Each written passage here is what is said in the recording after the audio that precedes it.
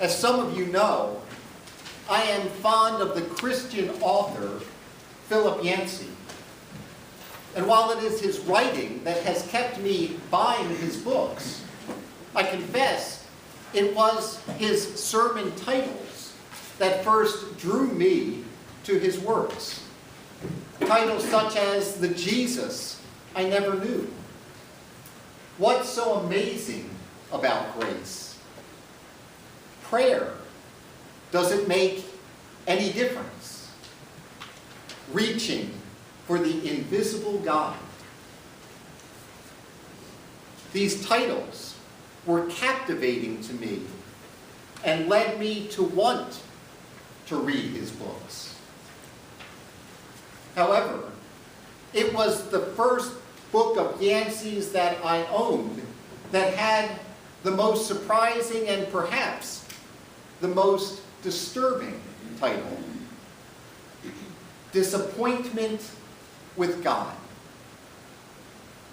Given the cheery titles that you usually find in Christian bookstores, this was certainly taking a very different approach. In fact, the publishers strongly suggested to Yancey that he change the title, calling it instead "Overcoming Disappointment with God." But Yancey held firm, saying that his target audience was those who truly had experienced disappointment with God. I can't help but think that Yancey was wise to stay with that original title, because he certainly had a wide target audience from which to draw. As most people I know have experienced disappointment with God, at least at one point or another in their lives. Indeed, in our news, we have been hearing about 3 very sad stories. The mysterious disappearance of Malaysian Flight 370, the devastating mudslide in Arlington, Washington, and most recently, yet another shooting incident at Fort Hood. For the families and friends of those who experienced that tragedy, I certainly couldn't fault them if they experienced disappointment with God. Why would God allow those things to happen? Couldn't God have prevented those things from happening? It occurs to me that those who experience disappointment with God, they are typically ones who have heart-wrenching questions to ask, but that meaningful answers oftentimes elude them.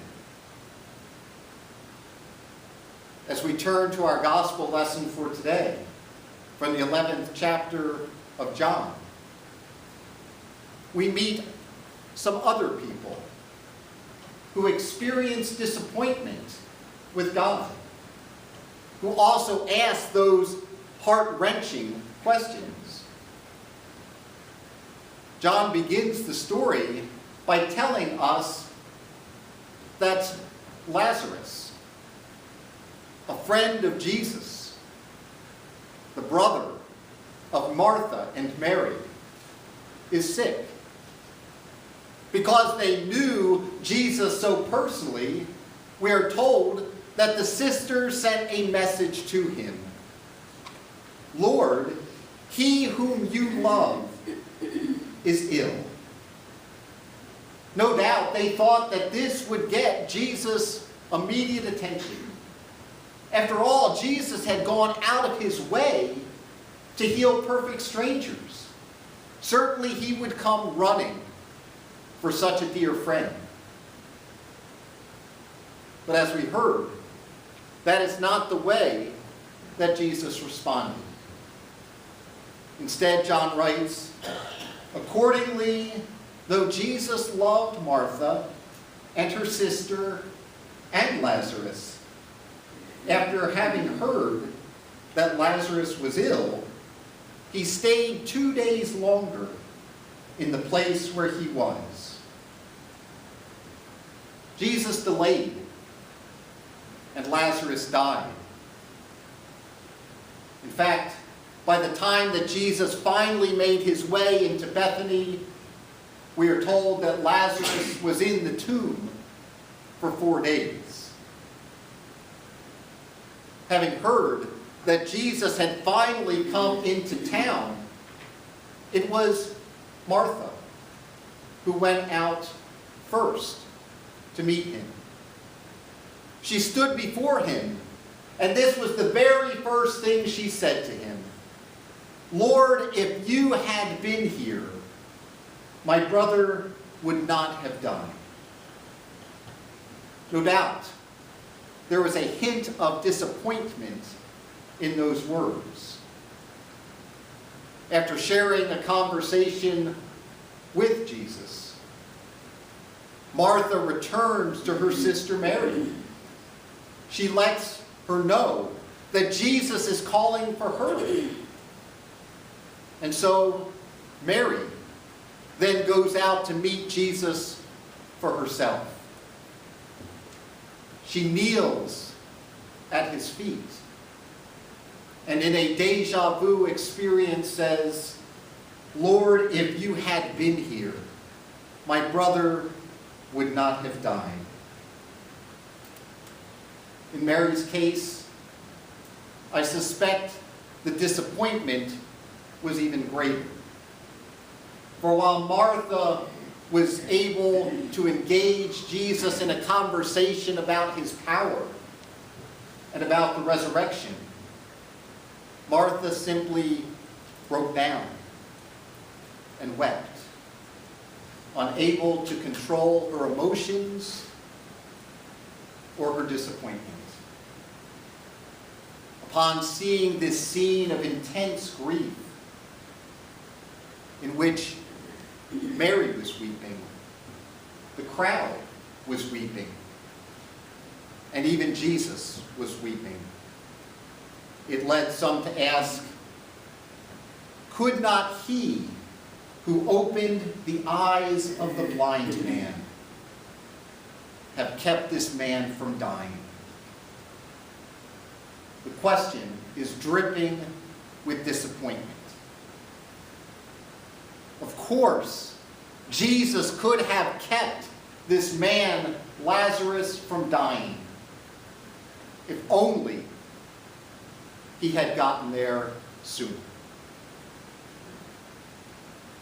When it comes to disappointment with God, I certainly am not immune. Starting from the time that I was about 15 years old and continuing to today, I suffer from depression. I have known the emptiness of not wanting to go on. I have known the pain of an emotional breakdown. I have known the struggle of simply trying to live day by day. Over the years, I have pleaded with God, Lord, can you not remove this thorn in my flesh? Lord, can you not take this depression away from me? And time after time, the answer appeared to be a resounding no, leaving me only extremely disappointed with God. I'm now 50 years old, and it has only been during the last year or so that I have begun to see things in a different light, helping me make some sense of these 35 years of disappointment.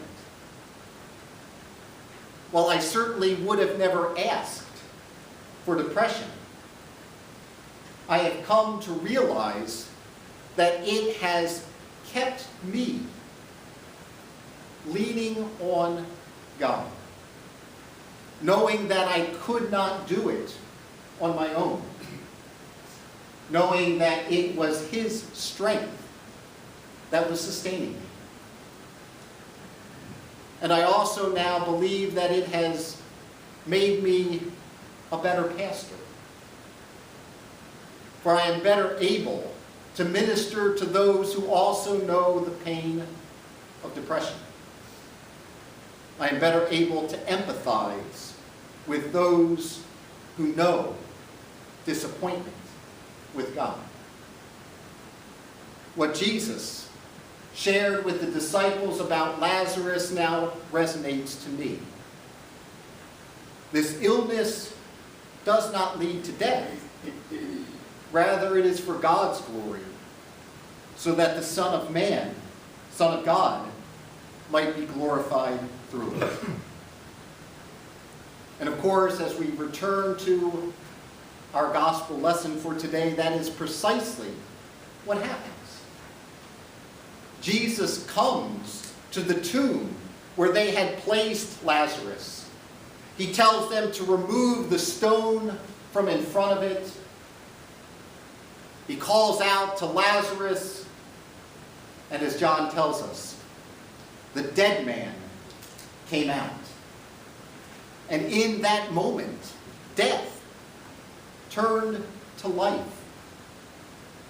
Tears of mourning turned to tears of joy. And disappointment in God turned to belief in him. Disappointment with God. Because we don't see the entire picture, only God does. I suspect that disappointment with God will remain inevitable for us. Sometimes we may get a satisfactory resolution to the situation. Sometimes it may be something we simply have to live with. And while these times of disappointment can be quite painful for us, I'm reminded of the conclusion that Yancey shares in his book. The alternative, he says, to disappointment with God appears to be disappointment without God. When you put it that way, with all that I have experienced in my own life, with all that I have experienced as a pastor, the answer for me is quite easy. I will take disappointment with God each and every time. Amen.